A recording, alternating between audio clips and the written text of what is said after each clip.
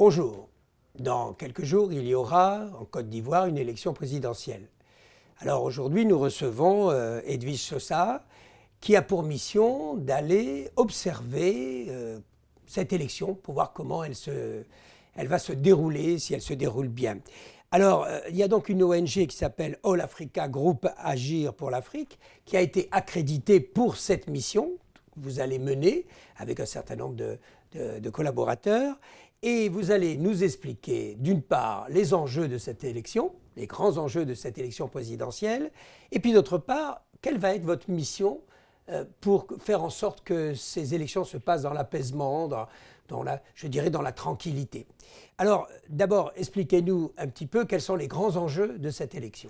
Écoutez, je vous remercie de me donner la parole. Effectivement, une mission va être menée en Côte d'Ivoire par mon intermédiaire et par l'intermédiaire de hauts responsables. Alors, le but de la mission, c'est quoi? Vous savez qu'en tant qu'observateur, le rôle d'un observateur, c'est de veiller à la régularité du scrutin, donc à la transparence, et de faire en sorte que, les élections puissent se dérouler de manière démocratique. Et donc, la mission, moi, qui m'est octroyée, consistera à vraiment veiller à ce que tout se passe de manière limpide, j'ai envie de dire cristalline.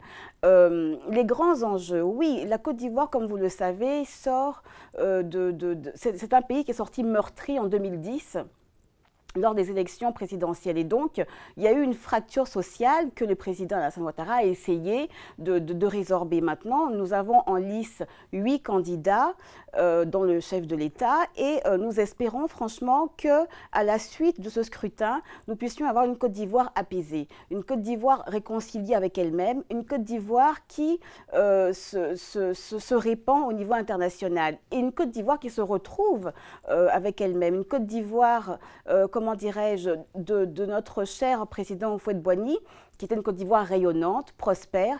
Et nous espérons vraiment, les enjeux, effectivement, il y a de grands enjeux lors de ce scrutin. Et nous veillons à ce que tout se passe de manière harmonieuse.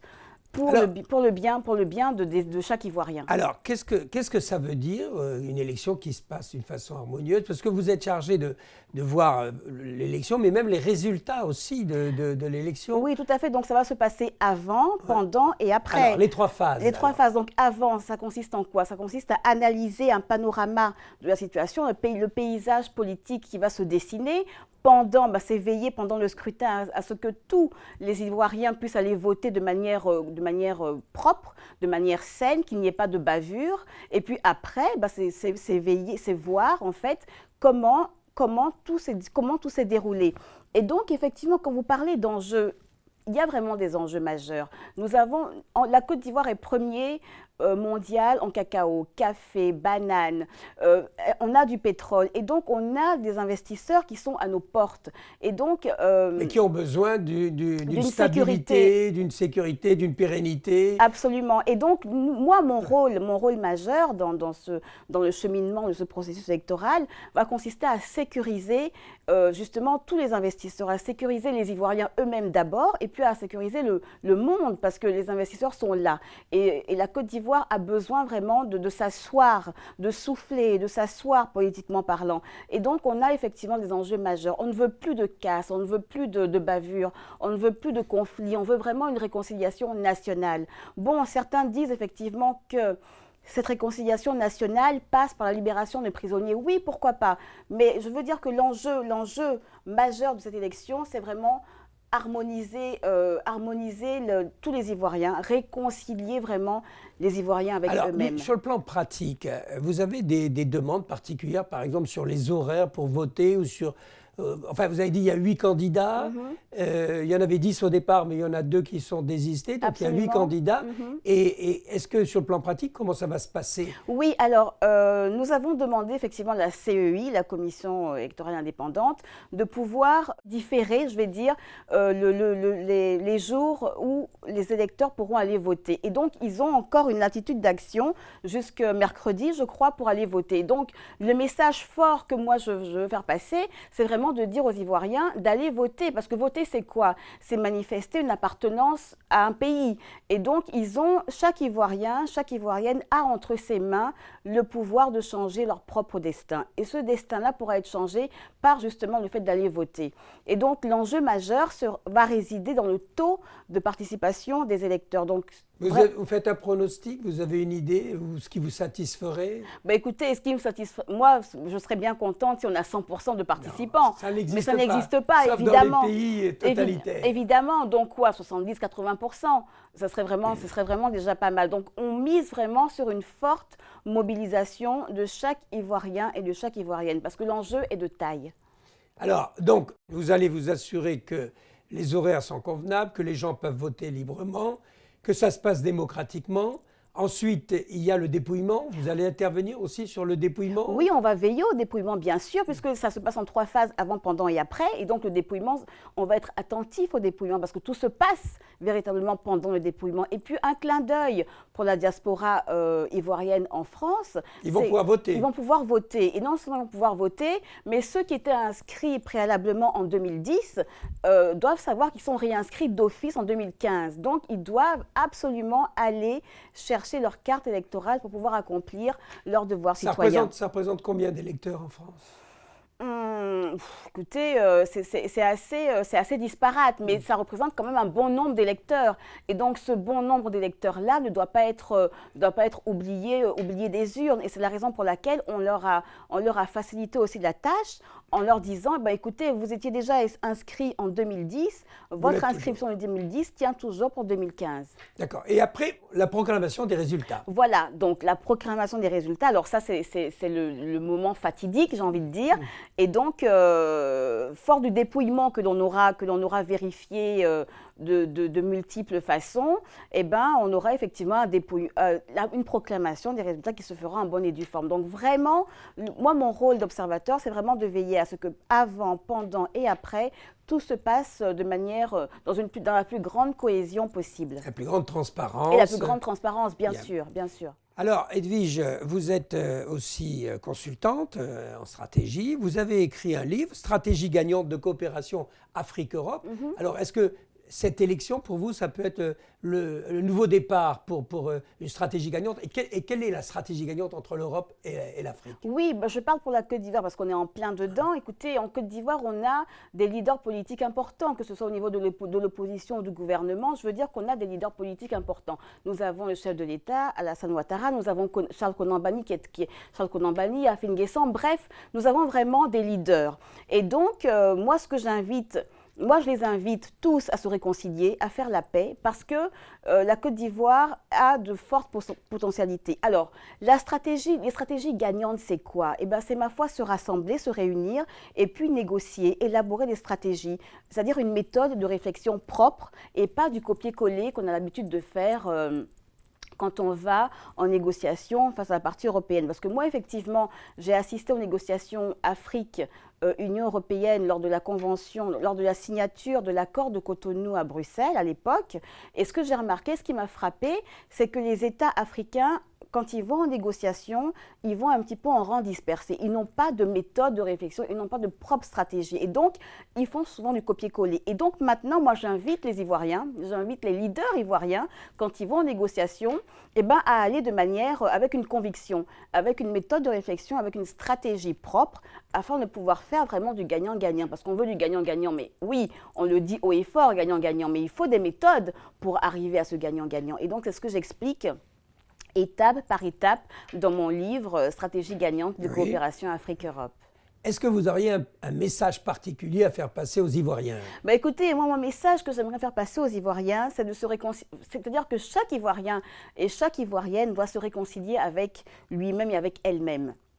Nous avons vécu en Côte d'Ivoire des moments tragiques, nous avons eu des morts, un nombre incalculable de morts, et donc maintenant, la Côte d'Ivoire ne veut plus ce genre de choses, ne veut plus voir se reproduire sur son territoire ce genre d'ineptie. Et donc, moi, j'invite chaque Ivoirien et chaque Ivoirienne à aller le 25 octobre 2015 aux urnes, à aller voter, à aller remplir ce devoir citoyen qui est vraiment la manifestation de leur appartenance à la nation ivoirienne. Et donc, il n'y a que comme ça qu'ils pourront prendre part aux décisions de la cité en allant justement poser leur scrutin.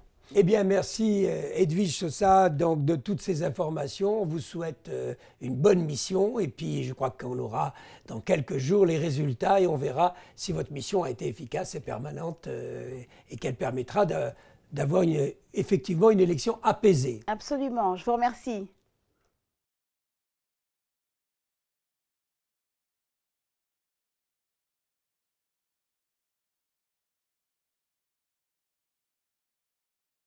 Suite aux accréditations obtenues auprès des autorités électorales de la République de Côte d'Ivoire, notamment la Commission électorale indépendante CEI en date du 29 septembre 2015, l'ONG All Africa Group Agir pour l'Afrique, basée à Paris, France et présidée par M. Alphonse Agniron-Nomel, et le consortium d'appui de la société civile ivoirienne à la consolidation de la démocratie en Côte d'Ivoire, CASODICT CI, basé en Côte d'Ivoire et présidé par Dr Touré Dagbara Innocent, ont décidé de mettre ensemble toutes leurs énergies et forces citoyennes pour suivre et appuyer le processus électoral, notamment le suivi de la campagne électorale, ainsi que tous les autres aspects qui s'en suivront, à savoir le déroulement proprement dit du scrutin du 25 octobre 2015 avec le suivi des opérations électorales,